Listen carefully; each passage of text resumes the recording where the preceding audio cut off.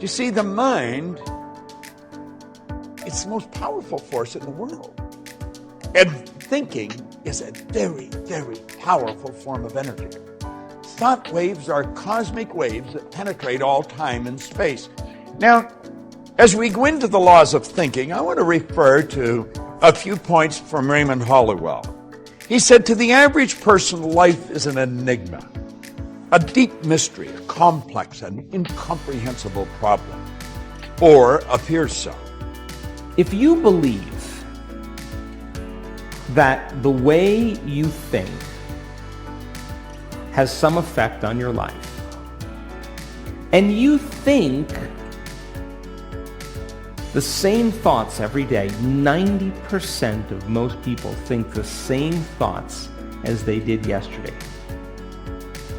Would you agree then that if you're not waking up every morning being defined? But it's very simple if one holds the key. You see, mystery is just another name for ignorance. All things are mysterious when they're not understood. But when we understand life, it no longer appears mysterious. By some vision of your future, then pretty much you are going to be living by the memories of your past, and you will be predictable in your life. Yes or no? Because the brain is a record of the past. You know, until I was 26, life was a real mystery to me. It was an incomprehensible problem. And of course, I had many problems. But then I began to study, and I began to study this information. And you know, it took me a while, but as I started to adopt the concepts and adapt my mind to them, my life started to change. My problems started to sort of disappear. I started to earn a lot more money. I was living in a healthy body, very rarely ever being ill. I noticed that I started to attract different people into my life, more interesting people. If you're not creating a new future, is it possible that you believe in your past more than you believe in your future? And is it possible then that many people don't want to create a new future because they're more in love with their past than they are with their future? In fact, they romance their past every single day.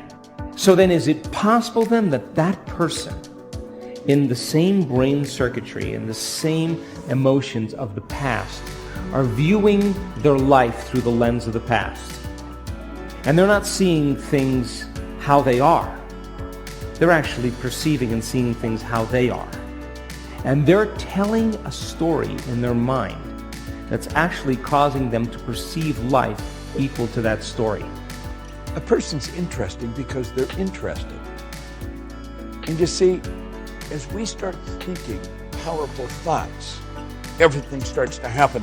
Now let me share something that Raymond Halliwell said. He said, we're progressive beings, you and I, a creature of constant growth, before whom lies an illimitable ocean of progress to be navigated and conquered only by development and culture of our inherent powers.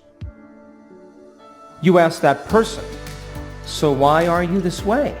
And they say, I'm so glad you asked because I get to talk about my past.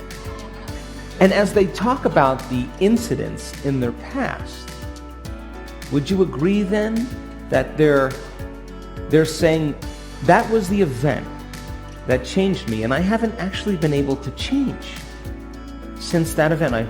That event has defined me as the person I am today. Yes or no? Now, the research on memory says after a period of time, that story that they tell of their past, 50% of it isn't even the truth. The progress of the individual is largely determined by his ruling mental state. Because the mind is the basic factor in governing power in the entire life. Attention should be given to the predominant mental state, for it will regulate the action and direction of all one's forces. faculties, and powers, the sum total of which will inevitably determine many particular experiences and the personal fate. You see, the ruling state of mind is made up of various mental attitudes, which the individual adopts towards things, events, and life in general. If the attitudes are broad in mind, optimistic in tone, and true of life, his predominant mental state will correspond and exhibit a highly constructive and progressive tendency. So they're making stuff up. They are reliving a miserable life they never even had, just to reaffirm, to recreate the emotions, to excuse themselves from changing.